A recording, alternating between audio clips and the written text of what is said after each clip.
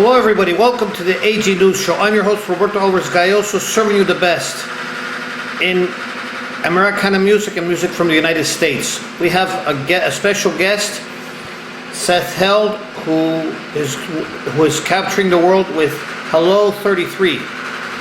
And right here in the heart of Miami, we are doing a program based on the green plans and the Green New Deals, such as solar power, which we have solar power, wind power, and we also have water power. And right now we're just waiting for Seth. When he is ready, we're ready. We're just getting everything started. So let's see. Let me see if we could find him.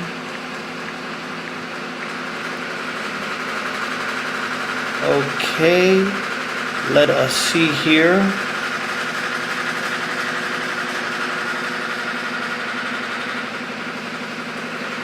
Great. Thanks, Seth, for coming in. We're just getting all ready for you, Seth. And we just also invited you. We're just simply waiting here. 1, 2, and 3. Hello, Seth. Are you? Can you listen? Can you hear me? It's a little choppy, but I can hear you.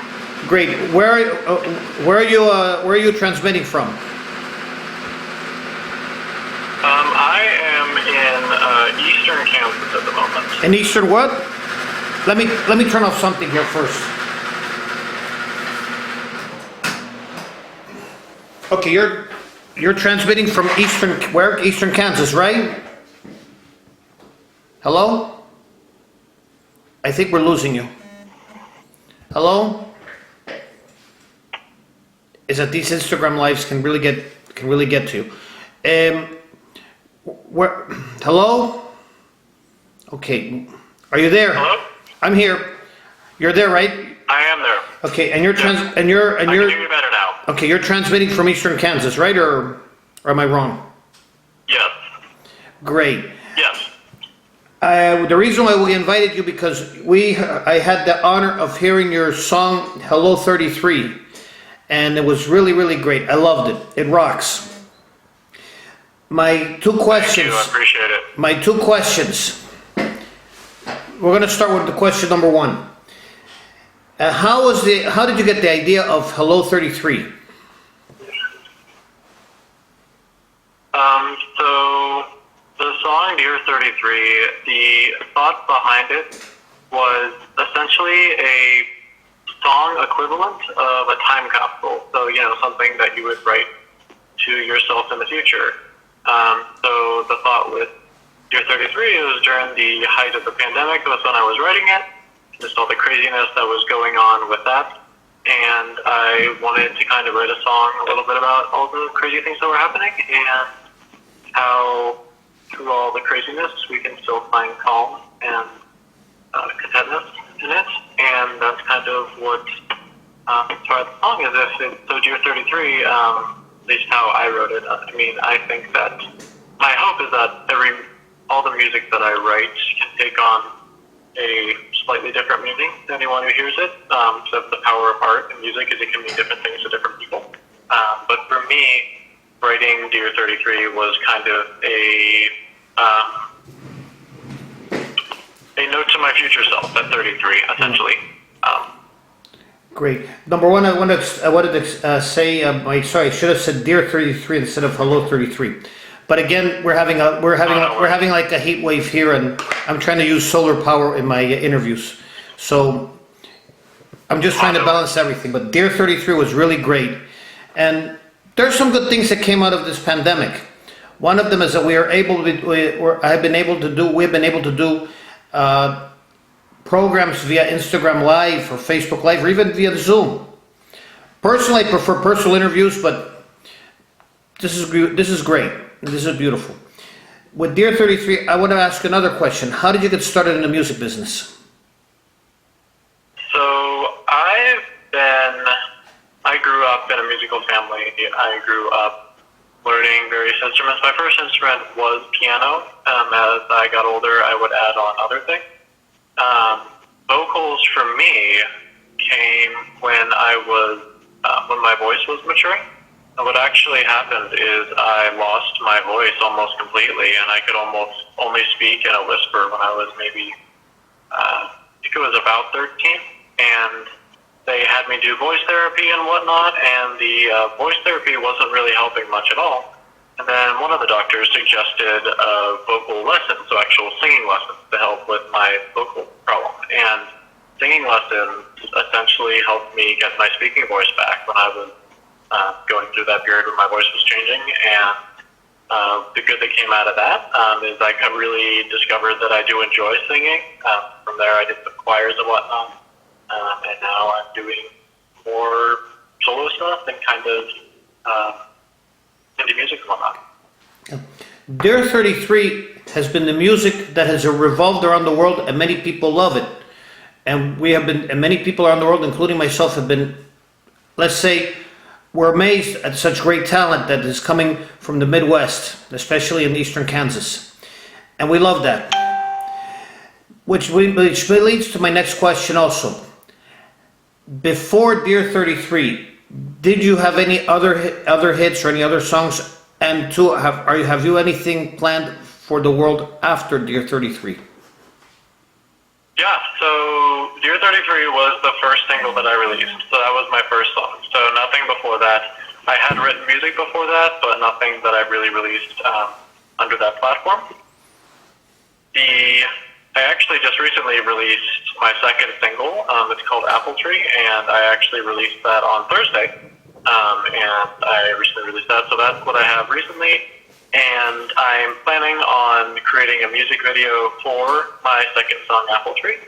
In terms of the more long-range future, I am planning on releasing a full-length album at some point in time. I'm unsure of the timing at this stage of the game. And from there, just sort of see where it goes and follow the music.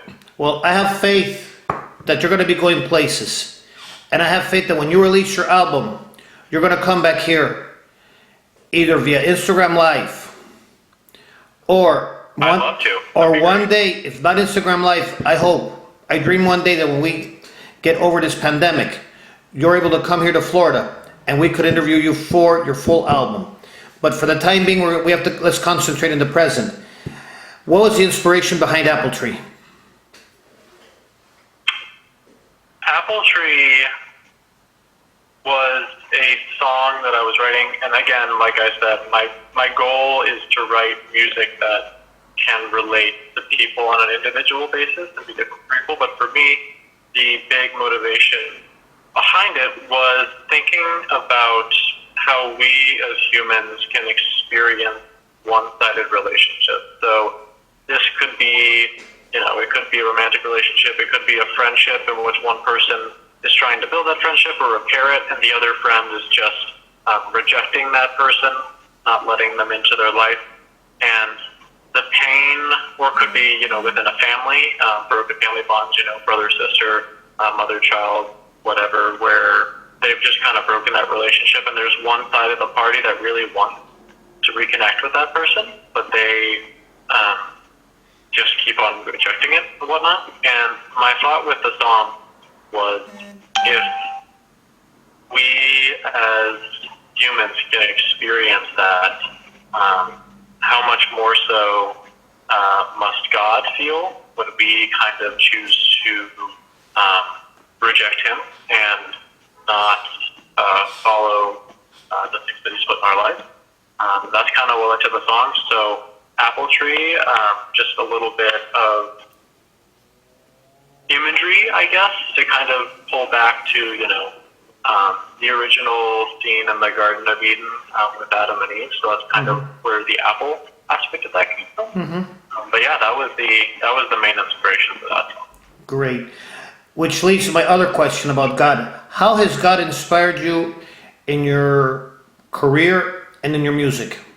Because they say you have your Dear 33, and many people said 33 was the year that Christ was crucified, and that he also died at around 33 years.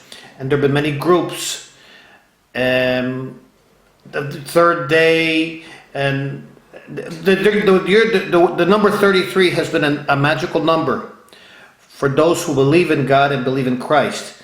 So how has God inspired you in your musical career? Yeah, I would say, ultimately, I very much believe that all of anyone's artistic gift comes from God, and it's a way to express ourselves to our Creator. Because you look around the world, it's a beautiful place. It's evidence that God Himself is an artist. So it's a way that we can kind of give back in a sense. So I would say it's very influential, and I would say it's the most influential, to be honest. And in terms of 33, it's funny that you said that, because I wasn't thinking about that when I was writing the song. But you're not the first person that has mentioned to me. It's like, oh, Dear 33, that's the same year that Jesus was crucified, the age that He was at least. And just kind of a funny coincidence. Year 33, I definitely also had moments where I was thinking about God's impact on our lives and on the pandemic and whatnot. So that was definitely impacted by that as well. And really, I feel that with any music, the ultimate goal is to share joy with other people, and kind of in sharing that joy to point back to the Creator, the ultimate artist. And Yeah, I mentioned 33 because not only because of the Christian, I'm also a believer in God. So the reason why I mentioned 33 was a long time ago in my first youth. I'm now 59, going on 60 next March. And a long time ago in my first youth, the 20s, the 30s, I read the Encyclopedia Judaica, the Jewish encyclopedia. I think that's Israel's version of the Britannica. And they talk about Jesus. They didn't say Jesus Christ, because the Jews always talk about Jesus of Nazareth. And they said, and they had documentation that he was crucified at 33 years. Of course, they also wrote the year 33. In other words, they had their year, and then they had the Christian year, 33. So that's why I brought up the question. And my next to the last question: where can we find all of your material? so the easiest is to just simply go to the Instagram page. Right underneath my bio, I have a link tree, and from there you can access whatever streaming platform you use, whether that be Spotify, Apple Music, Amazon Music, and as well as my YouTube page and my YouTube Music page. And the biggest thing I would say would be my website, which is also, again, if you go to my Instagram page under that link tree, I believe it's the second link that I have, is my website link. From there you can sign up for a mailing list. You can view the music on my website. You can download it there. So I'd say from here at least, just to go straight to my Instagram page, and right underneath my bio I have that link tree, and that's going to have just about anything that you might be looking for. Great. For us, it is a pleasure and an honor. I hope to see I'm already subscribed to your videos and to your YouTube page. I invite you, if you have not done it so, please also subscribe to my YouTube page and my blog, which I will send you. I'm also going to give you a souvenir of one of our caricatures. This is done by one of the greatest caricature artists of Cuba, Reynold de Cuba. He is, let's put it this way, imagine Da Vinci, Goya, Rembrandt, and Michelangelo all rolled into one. That's him.